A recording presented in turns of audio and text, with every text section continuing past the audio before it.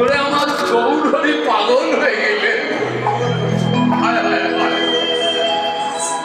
যে রাধার নাম করতে করতে গৌরের নাম শুনে যায়, সে বলে কিনা রাধার নাম নেব কেন, রাধা অন্য রাজ্যের মেয়ে।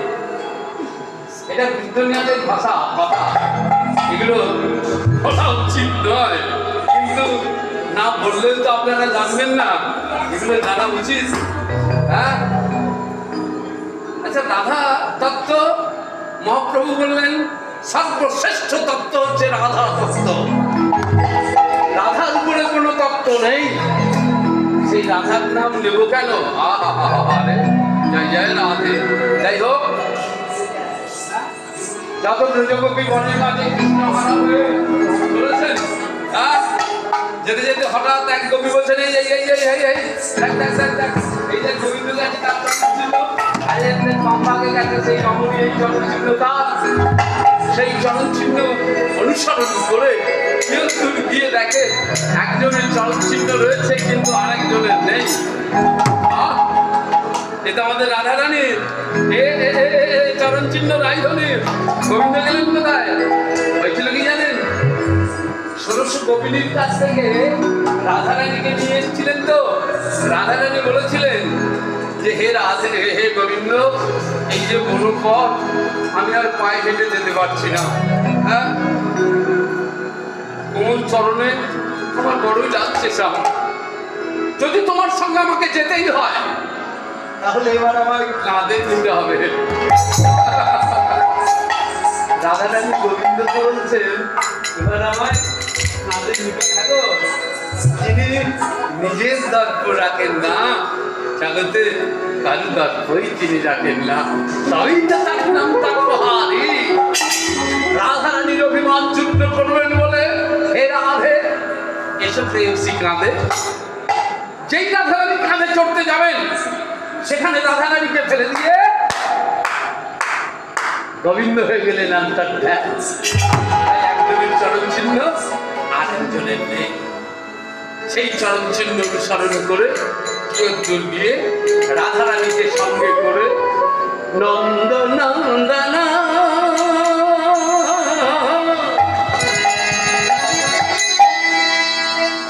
কৃষ্ণ গোবিন্দ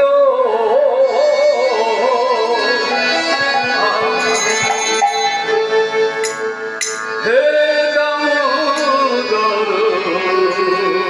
হে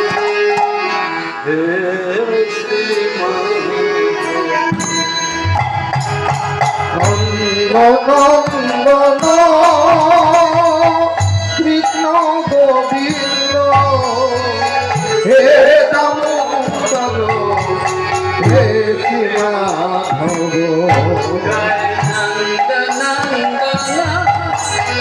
কৃষ্ণ গোবিন্দ হে দামোদর হে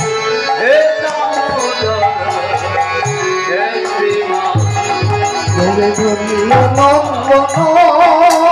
কৃষ্ণ গোবিন্দ হে দামোদর হে মাধব হে হে দামোদর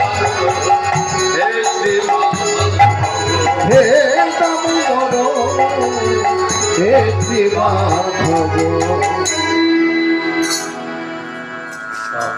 সহৃত সপ্ত জীবন কবি বিদিত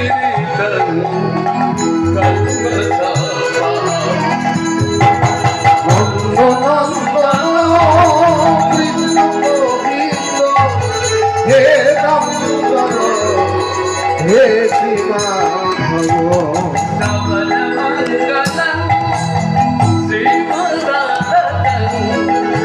বিঘ্নন্তি ভুবি রাজা।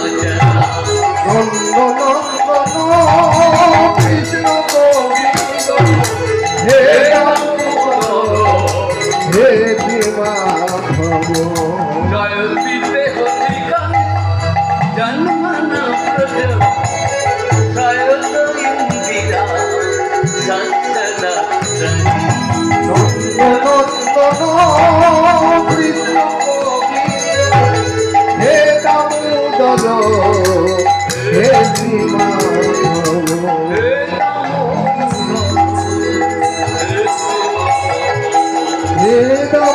করো হে সীমা ভব রাধা রানীকে সঙ্গে নিয়ে কেঁদে কেঁদে চলেছেন। আস্তে এক কবি সব রাধা রানীকে নিয়ে গোবিন্দ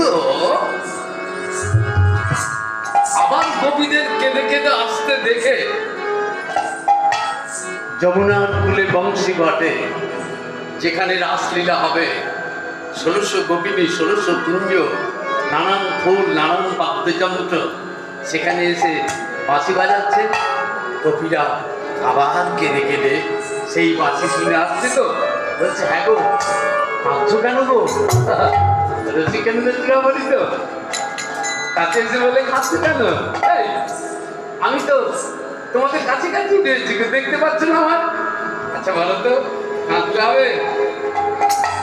এই, তোমরা 1600 গোপিনী, আমি একা কৃষ্ণ, তোমাদের মনের বাসনা আমি পূর্ণ কি করে করবো?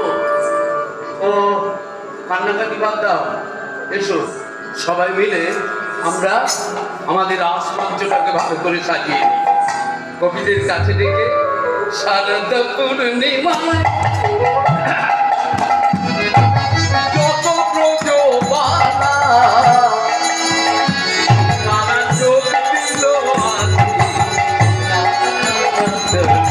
শারদ পূর্ণিমা যত ব্রজবান সারা ছিল বিরাট বিরাট শারদ পূর্ণিমায় যত ব্রজবালার চোখ দিল শারদ পূর্ণিমায় যত ব্রজবালা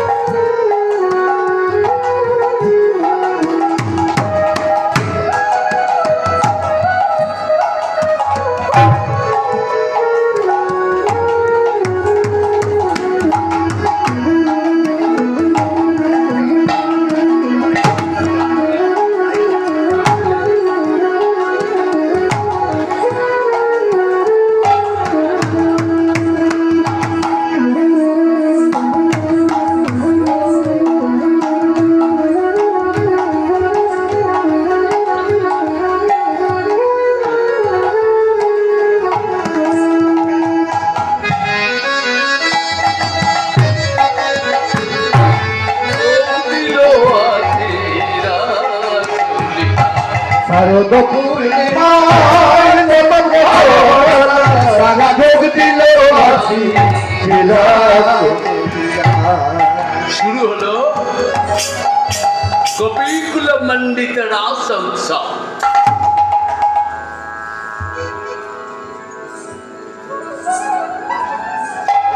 দন্তস্ব রাস, রয়াকার তালবস্ব রাস, রয়াকার মূর্ধন্যস্ব রাস।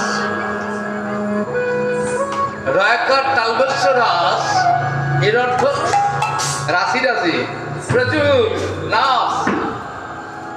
রয়াকার মূর্ধন্যস্ব রাস এর অর্থ রাস টেনে ধরা, ঘোড়ার লাগাম।